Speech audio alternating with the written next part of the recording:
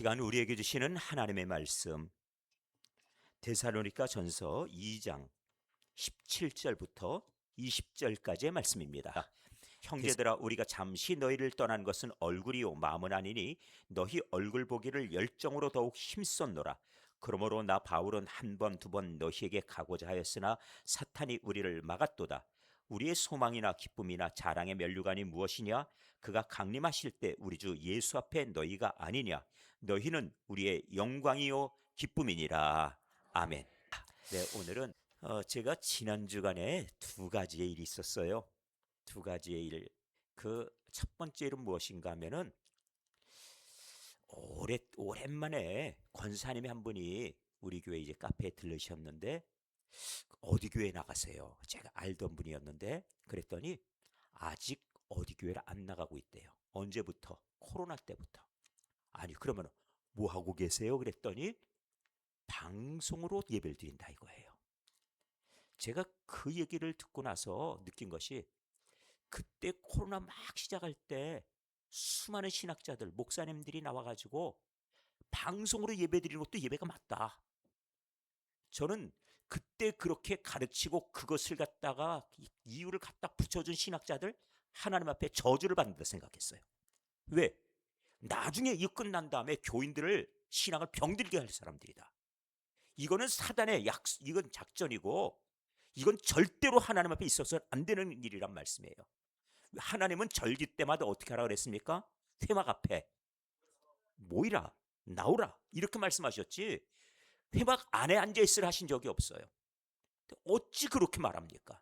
그리고 우리가 실제 경험해 봤는데 저도 그랬습니다. 코로나 초기에 집에서 예배를 드리도록 그렇게 정부의 방침이 그래서 방송 놓고 그 다음번에 앞에다가 해놓고 나선 그 다음에 옷 차려입고 그리고 정결하게 앉아서 예배를 드렸는데 한 주, 두 주, 세 주, 네 주 지나 보니까 이것이 안 되는 거예요. 그래서 안 되겠다 해서 제가 어떻게 했습니까? 기억하시죠?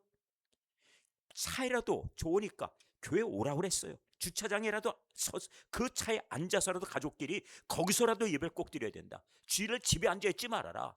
왜? 주일은 하나님 앞에 나오는 날이라 이거예요. 그렇게 강조를 했는데 여전히 교회를 안 가고 있다. 그리고 자기 자신 위로받아요. 뭐라고 얘기하면은 나는 그래도 방송을 통해 예배드린다.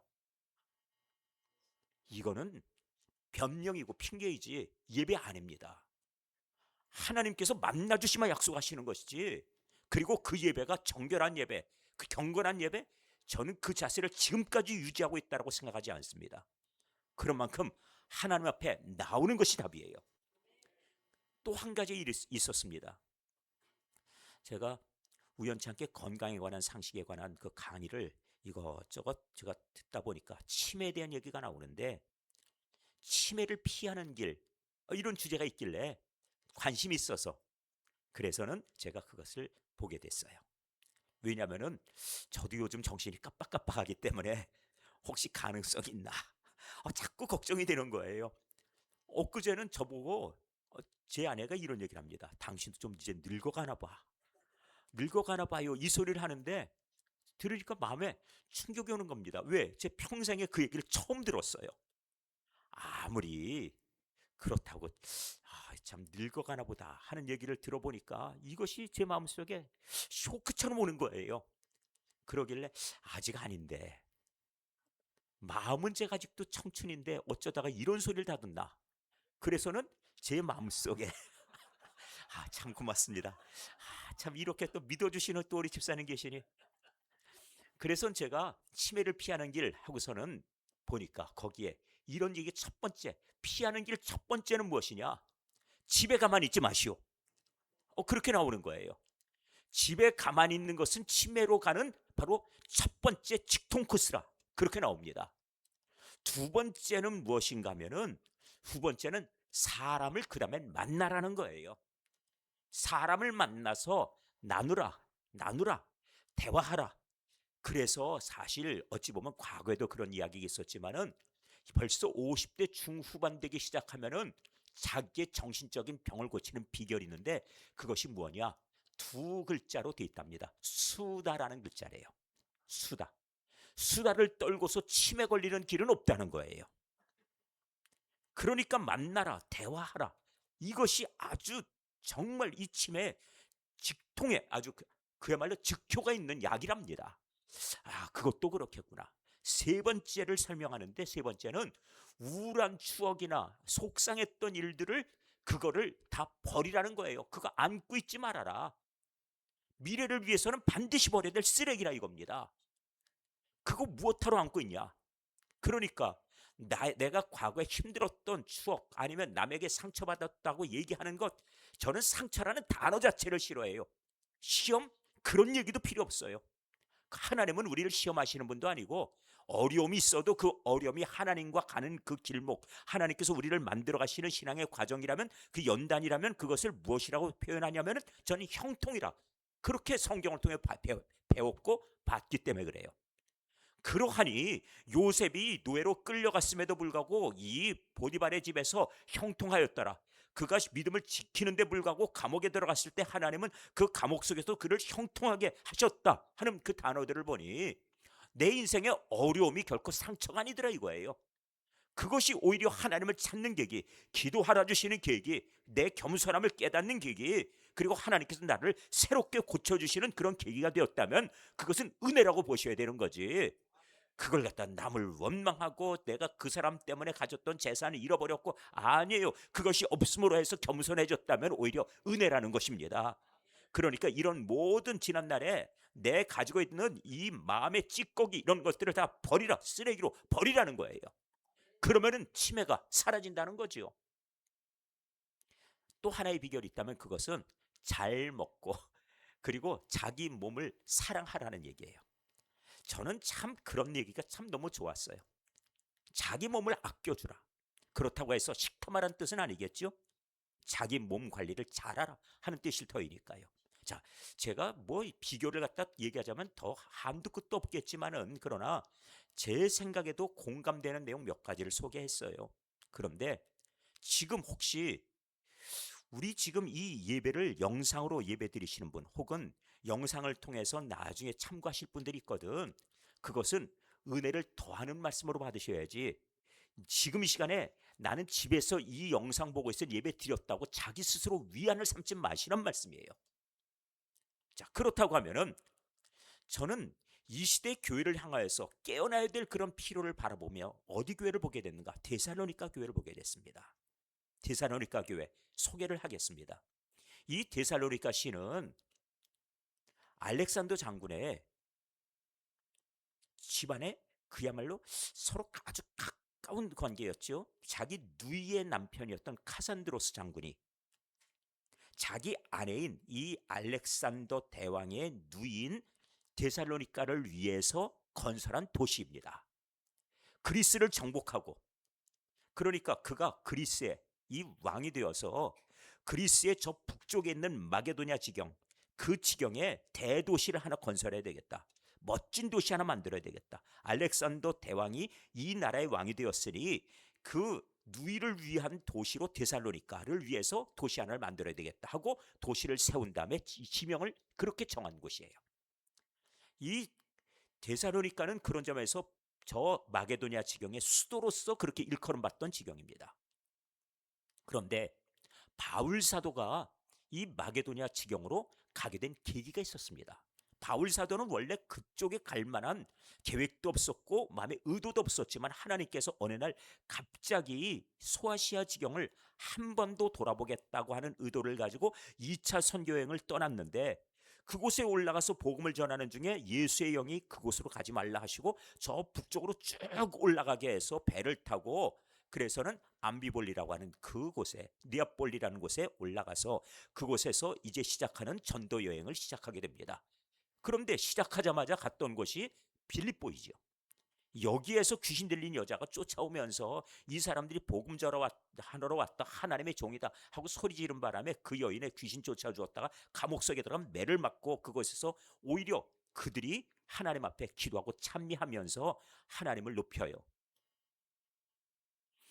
그 속에 하나님께서 감옥문 열어주시고 지키던 간수장 가정을 구원한 일이 있었지 않습니까? 그래서 교회가 세워졌습니다.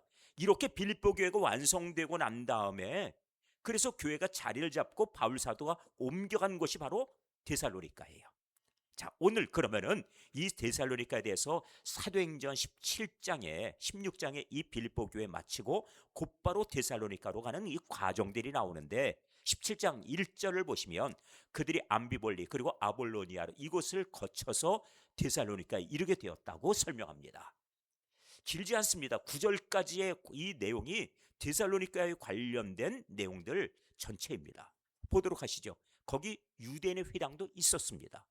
왜냐하면은 포로로 그동안에 끌려간 이 유대인들이 여기 데살로니가에도 왔는데 그 사람들은 무조건 5가정 혹은 7가정 혹은 10가정 유대인들이 모이기만 하면은 그들은 돈을 내어서 그들이 어떻게 하든지 자녀들의 교육을 위해 교회학교를 세우듯이 회당을 세웠어요. 그리고 그들은 그곳에서 구약 성경을 읽어주고 그리고 그 성경의 뜻을 가르쳤습니다. 우리나라가 지난 35년 동안 나라를 잃었던 때가 있었지요. 그리고 우리말을 쓰지 못하게 억압을 당했던 때가 있어요. 그런데 그때에 우리말을 쓰지 못하게 한 이유가 무엇입니까? 민족 정신을 말살하기 위해서예요. 그들은 어디 가서든지 그들의 언어를 잃어버리지 않았어요. 무엇 때문에? 성경이죠. 그 성경 안에서 그들이 원래 가졌던 것은 문화를 배우고 역사를 배우고 하나님에 대한 신앙을 배우는 것이었습니다. 그런데 이들이 그곳에서 무엇을 하던가 보니까 율법을 지킨다는 것으로 그들의 생각이 변질돼 버린 겁니다. 하나님께서 이루어가시는 놀라운 일들이 새롭게 예수님을 통해서 새 역사가 만들어져야 되는데 구약 성경 붙들고서 예수님이 오시는 것에 대한 소망이 끊어진 사람처럼 행동을 해버렸어요. 바울이 그 회당이 있으니 자기의 관례대로 그들에게 들어갑니다. 그래서 3주간 세 안식일에 걸쳐서 성경을 가지고 강론해 주었어요. 회당에서. 그랬더니 3절에 어떤 일이 있습니까? 뜻을 풀어 그리스도가 해를 받고 죽은 자 가운데서 다시 살아나 할 것을 증언하고 이렇게 들려줍니다. 내가 너희에게 전하는 이 예수가 곧 너희가 바라던 기다리는 메시아 그리스도라. 그 말씀이에요. 잘 설명해 주었지요.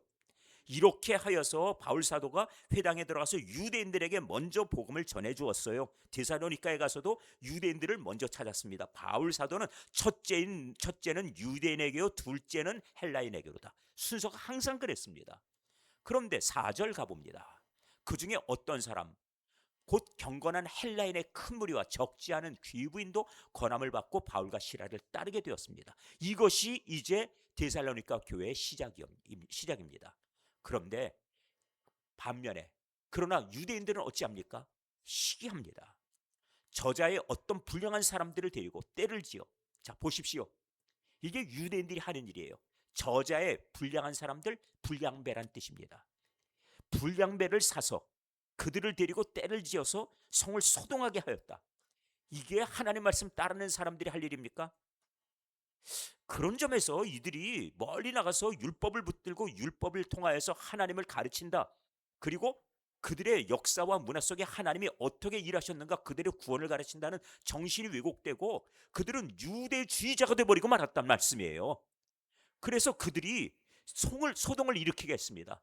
그리고 야손의 집에 이 복음을 전하는 사람들이 있다 하는 얘기를 듣고 그들을 백성에 끌어내려고 찾았는데 바울 사도를 찾지 못했어요. 발견하지 못하며 야손과 및 형제들을 끌고 읍장들 앞에 가서 소리 지릅니다. 천하를 어지럽게 하던 이 사람들이 여기도 이르렀다 하고 소리를 질러요. 7절 야손이 그들을 맞아들였다 하는 것이에요. 야손이 이제 회당을 지키는 자로서 그리고 또한 그곳에서 복음을 전한 바울 사도 그 복음을 받고 그들을 맞아들였다는 얘기지요. 그들의 집에 들였기 때문에 이 사람들이 다 가이사의 명을 거역하여서 말하되 다른 임금 곧 예수라는 이가 있다. 이거 유대인들이 예수를 십자가에 못 박을 때 했던 이야기. 그것을 이 유대인들이 여기서도 똑같이 하고 있는 거예요. 그래서 가이사의 명을 어겨서 그가 반역을 일으킨 자, 그 자칭 예수라는 자를 맞아들였다. 그 교훈을 가르치려 한다 하고서는 고소를 한 겁니다. 자, 8절과 9절 무리와 읍장들이 이 말을 듣고 소동합니다. 그리고 마지막으로 9절 야손과 그 나머지 사람들에게 어찌합니까? 돈 받고 풀어줬다는 얘기예요.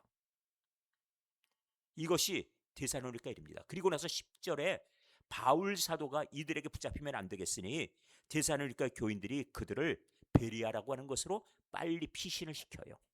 자, 데살로니가에 대한 이야기는 여기까지입니다. 그런데 3주간 동안 복음을 전했더니 이들이 교회를 세우고 이들이 나중에 교회 통하여서 하나님의 말씀을 따라서 그 말씀을 상고하기 위해서 애를 쓰는 모습을 정말 사모하는 모습을 보고 바울 사도가 그들의 신앙 속에 예수가 이 땅에 오셔서 우리 죄를 위해 죽으시고 그리고 하늘에 오르시면서 우리를 다시 맞이하기 위해서 다시 가셨던 모습대로 오실 것이다 하는 교훈을 주었더니 그들이 예수님 오시는 그날을 깨워서 준비하자 하면서 말세의 신앙을 가지고 살아가는 모습을 바라볼 때 바울 사도가 그 말씀을 정리해 주기에 쓴 책이 데살로니가 전서. 그런데 그 책을 써서 보내줬더니 그들이 그 예수님 다시 오실 재림의 그날을 기다리는 가운데 생긴 부작용이 있다 하는 말씀을 들어요. 어떤 부작용입니까? 아무것도 하지 않고 오직 예수님 오실 그날을 위해서 우리는 그냥 오로지 신앙 가운데 있자. 그런데 문제가 무엇이냐면 일도 하지 않고 결혼도 하지 않고 결혼할 필요가 뭐 있느냐? 예수님 오실 텐데. 일할 필요가 뭐 있냐? 예수님 오실 텐데. 그래서 데살로니가 후서에 뭐라고 교훈합니까? 일하기 싫어하거든 먹지도 말게 하라. 그 말씀이 그래서 나오는 거예요. 예수님을 기다린다 하더라도 오늘을 성실하게 살고 오늘 주어진 일을 열심히 해라. 그 말씀을 하게 된 것이죠. 근데 이들의 신앙은 흠잡을 데가 없는 신앙이었어요. 자, 그런 점에서 그들의 모습 속에 오늘 주시는 이 본문 데살로니가 전서 안에 나와 있는 2장 17절의 말씀 보겠습니다. 17절 무엇이라고 기록되어 있던가요? 우리 17절 같이 보겠습니다. 시작. 형제들아 우리가 잠시 너희를 떠난 것은 얼굴이요 마음은 아니니 너희 얼굴 보기를 열정으로 더욱 힘썼노라. 아멘. 자, 여기 바라보니까 바울 사도가 지금 그들과 함께 있지 못하고 부득이하게 떠났지요. 얼굴을 보지 못하는 대면할 수 없는 상황이었어요. 그러나 그들이 지금 보지 못하는 것은 얼굴이지만 마음마저 떠났다고 얘기합니까? 아니지요. 그는 지금 이 데살로니가 교회를 향한 사랑과 애정을 가지고 그래서 서로 주 안에서 교통하는 것을 마음으로 그렇게 함께하는 교제를 이야기하고 있습니다. 주 안에서 기쁜 교제는 무엇인가? 이 교제를 통해서 하나님께서 기뻐하시는 일들을 이루어가기 신 뜻은 무엇인가? 신앙생활의 이 교제는 매우 중요합니다. 왜 그러냐면 우리 신앙 고백 속에서도 성령께서 우리 안에서 교제하게 하시는 일을 그것을 신앙의 한 덕목으로 말씀하고 있어요. 그래서 우리가 주 안에서 성령 안에 교통하는 것을 성도의 본분으로 말씀합니다. 자, 우리들 사도신경 안에 성도가 서로 교통하는 것과 하는 그 구절이 들어있지요. 서로 함께 교제하는 것이 믿음 생활의 하나의 아주 중요한 형태입니다. 혼자 신앙생활 하는 것 아니란 말씀이에요. 그런 점에서 서로 교통하는 것에 대해서 바울 사도는 비록 얼굴은 보지 못하나 마음으로 당신들과 교통하는 것은 사랑 때문입니다라고 얘기해요. 저는 이 사랑에 대한 교제를 얘기하면 떠오르는 인물이 있습니다. 다윗과 요나단이에요. 왜 그러냐면은 다윗이 어느 날 갑자기 나타나서 자기 나라를 구해냈습니다. 블레셋의 장수 골리앗을 이겨낼 사람이 없었어요. 그런데 그때 이 어린 소년 다윗이 나타나 골리앗을 죽이고 전쟁을 승리로 이끌었습니다. 앞으로 닥칠 수많은 이 골리앗에 대한 두려움, 블레셋에 대한 어떤 수많은 이 전쟁의 이 두려움을 다윗이 한순간에 끌어준 거예요. 그런 점에서 고마웠지요. 또 사울왕도 그를 내 딸을 주어서 사위로 삼겠다 하고 약속했으니 그 집안의 식구가 돼버린 겁니다. 자, 이렇게 되었는데 그런데 사울이 문득 두려운 겁니다. 이 다윗의 인기가 나가서 싸우는 데마다 이기고 돌아오니 그를 백성들이 따르는데 노래하는 소리를 들어보니까 이건 가만둬서는 안 되겠는 거예요. 다윗이 죽인 자는 몇 명? 만만. 만만이라는 얘기는 도대체 그 수를 셀 수 없다는 얘기예요. 사울도 많이 전쟁에 승리했지만 그래서 다윗이 죽인 자는 만만이고 사울이 죽인 자는 천천이라고 말합니다. 그 얘기는 나보다도 10배는 더 뛰어나다는 얘기 아니겠어요. 백성들이 이렇게 지지하면은 왕권이 내 아들이 아니라 저에게 갈 수도 있겠다. 아직 왕권이 확보가 되지 않았는데 그래서 다윗을 어느 날 기회 봐서 죽여야 되겠다고 단창을 잡고 집어던져요. 그러니까 이것을 피해낸 다윗이 사울의 단창 솜씨가 보통이 아닌데 자꾸 피할 수만은 없으니 결국은 피신을 합니다. 그때 그것을 도운 사람이 누구입니까? 그 아들 사울왕의 아들 요나단이에요. 근데 사실 아버지 입장에서는 이 요나단이 저 맹추 같은 녀석, 내가 죽여놓으면 자기 왕권이 너에게 또 할 터인데 어찌 그를 돕냐, 이런 마음이에요. 불만이지요. 그러니까 요나단이 화를 내버립니다.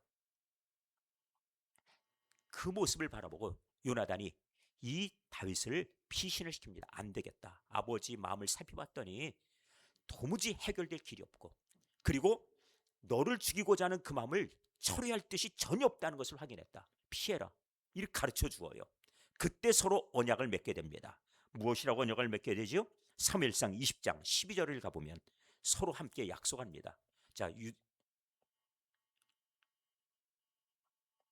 사무엘상 20장 12절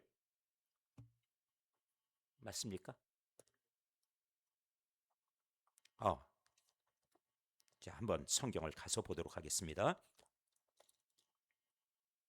사무엘상 20장 12절 말씀, 12절입니다. 요나단이 다윗에게 이르되, 자, 12절 말씀이 이렇게 나오지요? 찾으셨나요? 요나단이 다윗에게 이르되, 이스라엘의 하나님 여호와께서 증언하시거니와 내가 내일이나 모레 이맘때 내 아버지를 살펴서 너 다윗에게 대한 의향이 선하면 내가 사람을 보내어 네게 알리지 않겠느냐. 그리고 13절 계속합니다. 13절, 그러나 만일 내 아버지께서 너를 해치려 하는데도 내가 이 일을 네게 알려주어 너를 보내어 평안히 가게 하지 아니하면 여호와께서 나 요나단에게 벌을 내리시고 또 내리시기를 원하노라. 여호와께서 내 아버지와 함께 하신 것 같이 너와 함께 하시기를 원하노니 너는 내가 사는 날 동안에 여호와의 인자심이 내게 베풀어서 나를 죽지 않게 할 뿐 아니라 여호와께서 너 다윗의 대적들을 지면에서 다 끊어버리신 때에도 너는 네 인자함을 내 집에서 영원히 끊어버리지 말라 하고. 자, 지금 이게 무슨 뜻인지 이해가 되시죠? 사울 왕이 지금 다윗을 죽일 그 양을 거둘 수 있는가를 살펴주겠다. 그런데 만일 그렇지 않거든 할 수 없이 피해야 된다. 만일 그런 경우가 됐을 때 나중에 너나 나나 서로 돕자 하는 얘기를 하는 거예요. 그래서 15절, 여호와께서 너 다윗의 대적들을 지면에서 다 끊어버리신 때에도 너는 내 인자함을 내 집에서 영원히 끊어버리지 말라. 장차 너는 잘 될 거다. 그런데 네가 잘 되더라도 내 집에 대해서 인자함을 끊어버리지 말아달라 하는 얘기예요. 그 다음에 16절, 이에 요나단이 다윗의 집과 언약하기를 여호와께서는 다윗의 대적들을 치실지어다. 이렇게 서로 언약하고 17절 매우 중요합니다. 자, 17절, 자 보십시오. 시작.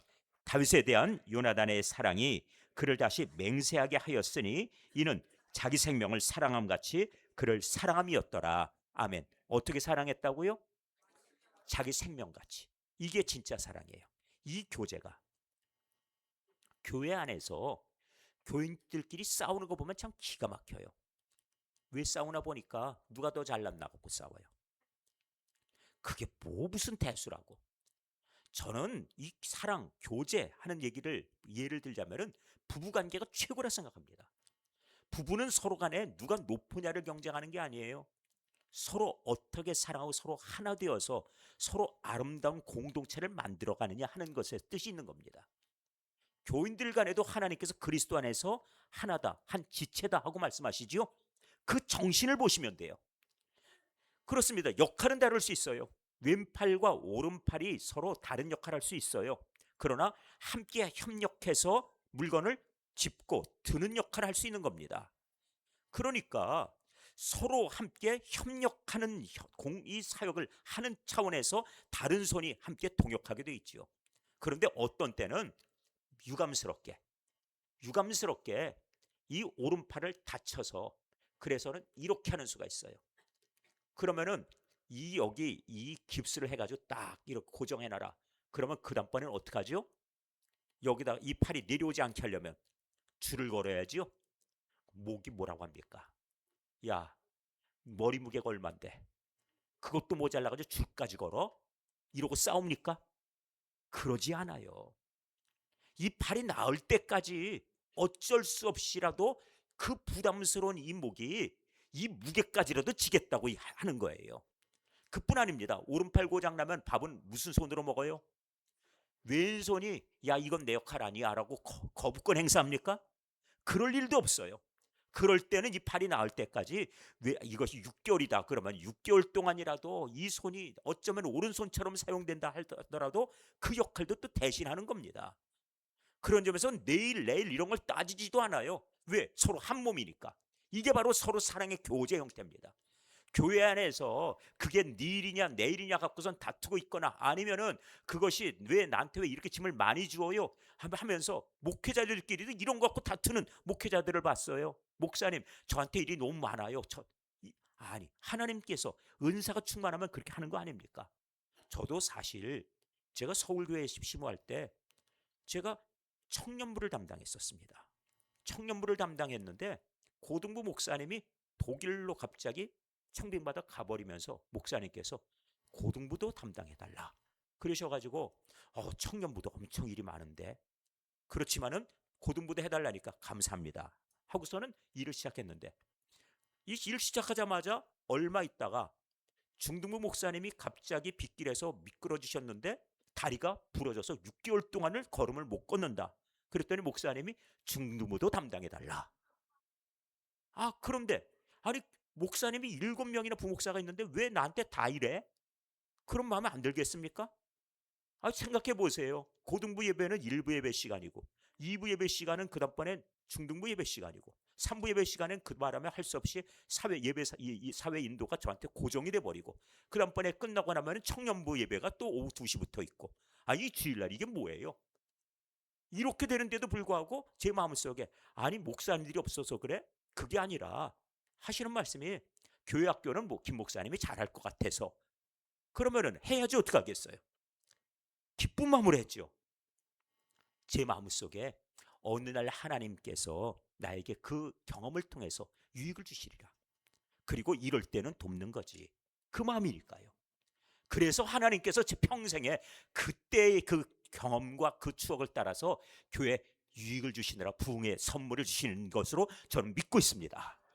이렇게 생각하면 되는 거 아니겠어요?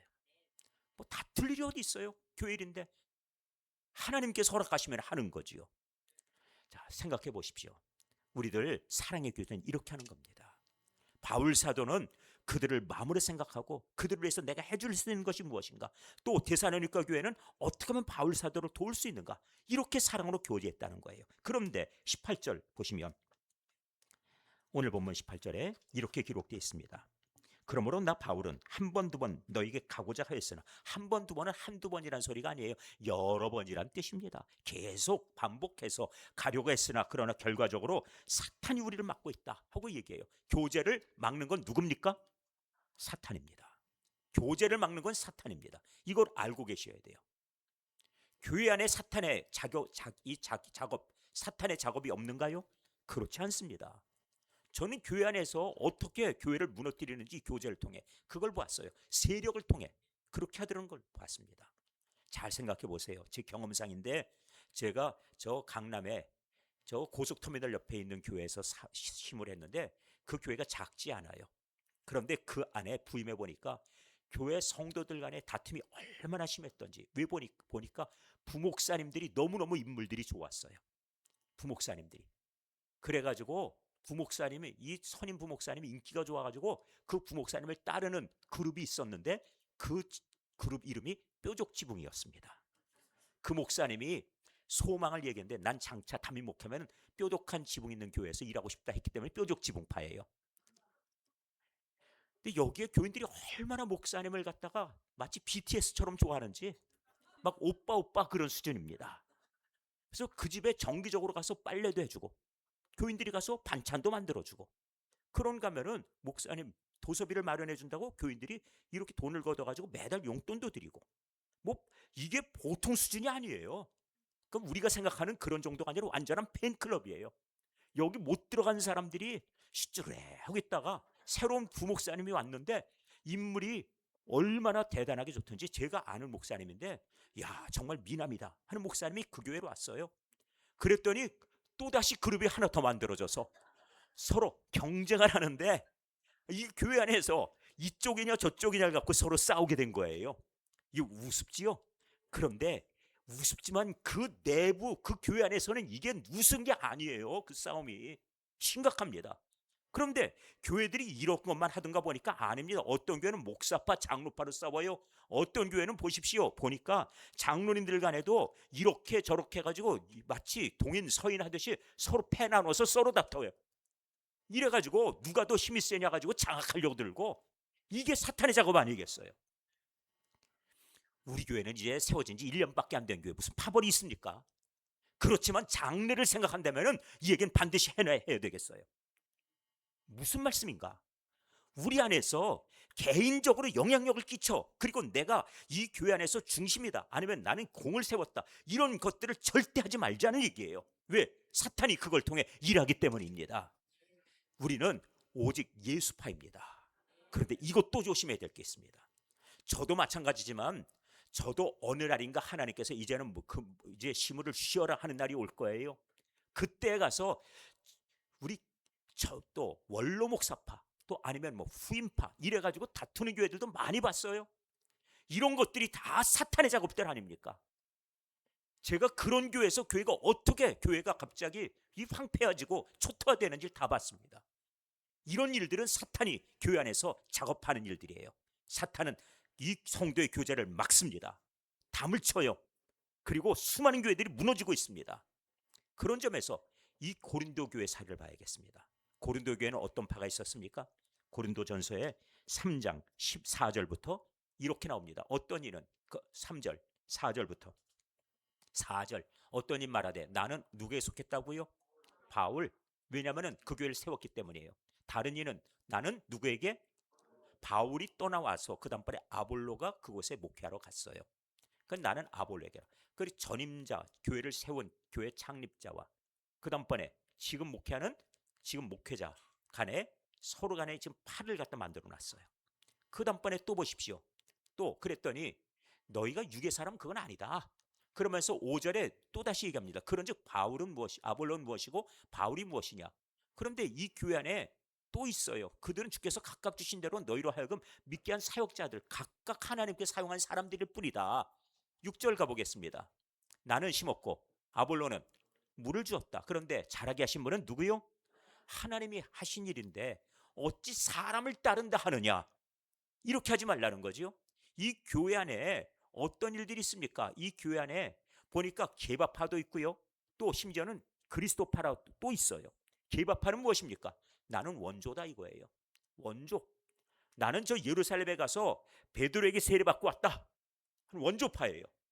이것도 또 문제가 되죠. 그랬더니 하는 얘기가 베드로는 예수의 제자 아니냐. 그러니까 우리가 더 우월하다. 그리고 우린 그리스도파다 하는 그런 사람들도 나와요. 그런데 예수파라고 얘기하는 사람들이 보니까 순수하게 예수님을 따르기 위해서가 아니라 자기들 파의 우월성을 강조하느라고 예수파를 끌어댔기 때문에 문제가 되는 거예요. 그런 점에서 우리들은 전적으로, 저도 마찬가지지만 저도 그냥 하나님의 말씀을 따라갈 겁니다. 그 대신에 모든 성도들도 마찬가지로 하나님의 뜻에 따라서 함께 한뜻 되는 것이 신앙생활의 본질임을 마음에 새겨가시기를 바랍니다. 그것이 우리의 신앙생활이에요. 마귀는 이거를 분명히 가로막을 겁니다. 그런 점에 우리는 오직 하나님의 말씀 속에서 우리는 따라간다. 예수께서 머리가 되시고 우리는 각 지체가 되어서 주님께서 명하신 대로 따라가는 교회다. 이것을 가지고 가는 교회, 그것이 우리 초대교회 정신입니다. 우리 교회 하나님께서 1년 동안 은혜 베푸셔서 성도들을 불러주셨어요. 시작할 때 몇 명도 되지 않았습니다. 그런데 하나님께서 1년 만에 이렇게 모아주신 것은 장차 앞으로도 어떤 사람의 영향력을 끼치고자 하는 것 아니고, 우리들 지금 각각의 지금 목장들도 많이 세워져 가고 있지만 목장을 통하여서 각각 파벌을 만들어가는 또 아니에요. 교회 공동체로서 각각의 역할을 하는 것이고 교제를 소그룹으로 하여서 나중에 이것이 연합의 공동체가 되자는 그런 의미입니다. 이 정신을 꼭 간직하시기를 바랍니다. 마지막으로 19절과 20절 보겠습니다. 우리의 소망이나 기쁨이나 자랑의 면류관이 무엇이냐? 그가 강림하실 때 우리 주 예수 앞에 너희가 아니냐? 너희는 우리의 영광이요 기쁨이니라 하고 말씀합니다. 참 복된 말씀이에요. 왜 그러냐면은 이 말씀 속에 이 바울 사도가 교회에 대한 지금 자랑을 하고 있는 그 모습 보십시오. 우리의 소망이나 기쁨이나 자랑의 면류관이 무엇이냐고 묻지요. 그가 강림하실 때 우리 주 예수 앞에 바로 너희, 바로 데살로니가 교회, 바로 너희들 아니냐, 성도들을 향해. 오늘 우리들 이런 마음 가지시면 예수님이 영광을 받으십니다. 나는 초대교회 다니면서 하나님의 은혜 받고 주님 말씀 따라가면서 내 신앙생활이 행복하다고 여기시면 돼요. 그러면은 우리 교회에 대한 자랑할 수 있습니다. 어떤 분은 전도하겠다 그러는데 입에 교회에 대한 불평이 달리면 듣는 사람이 뭐라겠습니까? 나더러 교회 오래. 그런데 하는 얘기 들어보니까 속마음에 교회에 대해 저렇게 불평 많으면서 왜 나더러 거기로 오래? 전도 되겠습니까? 아니지요. 사람이 영물이라서요, 속마음을 알아요. 내가 아무리 교회 얘기를 해도 그 사람이 교회를 기뻐하고 자랑하는지 아니면 교회에 불평이 있는지를 알아요. 혹시 우리 초대교회에 대해서 불평이 있거든 아무 때나 말씀하십시오. 우리 교회는 매주마다 말씀하실 수 있는 자리가 있어요. 주일 낮에 있습니다. 그러니까 식사 마치고 나서 모임에 그 자리에서 우리 교회에 대한 어떤 의견도 다 말씀하십시오. 어떤 것이라도 다 반영할 수 있고요. 하나님 뜻에 맞다면은 우리는 모두 다 지지할 뜻이 있습니다. 그리고 저는 복음 위에는 무엇이라도 다 바꿔도 된다고 생각하는 사람이에요. 옛날에 우리 교회가 뭘 갖고 싸웠습니까? 주일날 매니큐어 발라도 되나 안 되나 이런 거 갖고 교회에서 악기 연주해도 되나 안 되나 그래가지고 이 학생들이 드럼 친다 기타 친다 이런 거 가지고 제가 부목사로 신고했던 동승교회 목사님은 정말 그분은 그야말로 성인 유교로 하면 군자 성인 군자 뭐 그런 표현이 있죠. 신사분이었어요. 그런데 그분이 학생회 문학의 밤 하는데 와가지고 불을 꺼버리셨어요. 왜? 기타 친다고. 그런 분도. 그것이 무슨 대수입니까? 하나님을 높이는 아끼면 되는 거죠. 우리 신앙의 중심 잘 잡아야 됩니다. 제가 수의동교회 부목사 할 때 학생들이 제가 부임하자마자 첫 번째 질문이 뭐냐면 목사님 우리 교육관에 드럼 사왔는데 저거 쳐도 돼요 안 돼요? 사놓고 쳐야지. 그랬더니 저거 치면 틀림없이 쫓아와가지고 못 치게 할 텐데요. 그렇거든 말이야. 저 북석에다가 방석을 가득 채워놓고 소리 안 나가게 하고 여기서 쳐. 제가 그랬어요. 치는 악기인데 다 악기. 성경이 시편 150편에 보니까 하나님 앞에 온갖 소리는 악기로 하나님을 찬양하라 그랬는데 왜 못 쳐? 하나님 높여드리면 되는 거지. 그러니까 무엇이라도 물어보시고 무엇이라도 주께서 기뻐하실 만하면 우리 하자는 거예요. 교회를 자랑하십시오. 제가 대한민국의 설교 제일 잘하는 목사는 아닙니다. 그러나 불구하고 그래도 은혜의 말씀을 전하는 목사 아닙니까? 그렇다고 하면은 우리 교회 목사님 말씀 좋아 하고 얘기해 보세요. 그래서 하나님 자랑하고 교회 자랑하고 예수님 자랑하고 그리고 나서 목회자 자랑하는 교회 치고 많은 교회 없습니다. 이거 간직하시면 됩니다. 바울 사도가 나의 자랑이 무엇이냐? 우리 하나님 앞에 정말 영광스러운 면류관이 무엇이냐? 바로 너희들이다. 너희는 우리의 영광되고 기쁨 된다 하면서 데살로니가 교회를 자랑스럽게 여기는 그 모습을 통해 우리들도 마찬가지로 정말 우리 교회는 모든 구역마다 다 선교지를 후원하기 위해서 기도하면서 지금 돕고 있어요. 그래서 지난주에도 우리들이 선교지 후원을 위해서 의논했지요. 얼마나 좋습니까? 우리들 각 구역에서 헌금한 것들을 다 한꺼번에 모아서 보내줍시다. 지난주에도 또 앞으로도 계속 그 일을 할 거예요. 모든 선교지마다. 그래서 지난주에 우리 교회에 또 하나의 이 목장이 만들어졌습니다. 그레이스 목장이 코란 목장이 됐나요? 태국의 코란. 거기에 선교센터로 후원합시다. 그렇게 해서 이제는 그 목장의 헌금은 그 태국으로 가게 될 거예요. 그런 점에 모든 것들이 복음을 전하는 것, 하나님 기뻐하시는 것에 집중하는 교회로 자랑스러운 교회 되게 되기를 바랍니다. 이를 이뤄가시면서 우리 마음속에 우리 주님에 대한 자랑과 복음과 교회에 대한 자랑이 우리 모든 성도들에게 있기를 주님의 이름으로 간절히 기원합니다. 기도하겠습니다.